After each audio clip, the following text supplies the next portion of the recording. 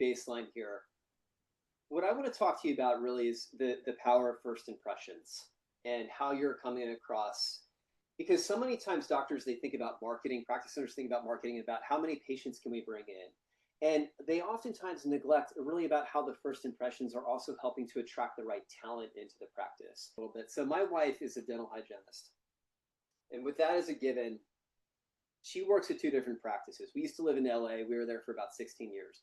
One practice was in Beverly Hills, and like high-end celebrity practices. Another practice that she worked with was in the Valley in Woodland Hills, a little bit more suburban. Just based around those credentials, what practice do you feel like my wife preferred to work at? I would guess she enjoyed the more suburban Wow.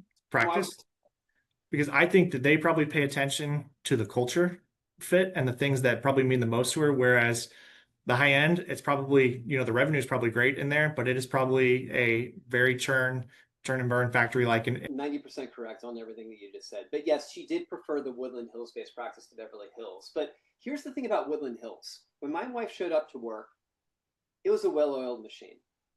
She was able to show up. She had her schedule that was full. The patients were calm. There was no stress at the practice. Like, she just loved working there. The Beverly, and by the way, like, they had an amazing marketing strategy. They had a great website, a good online visibility, et cetera, et cetera. The practice that was in Beverly Hills, that practice was really just relying on their location.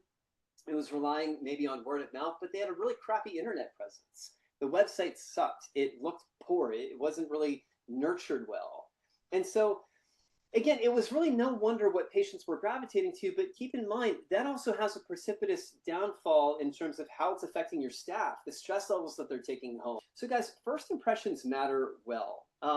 Frankly, they're everything in terms of how you're going to drive not only just leads and patients, but frankly, revenue into your door as well, too.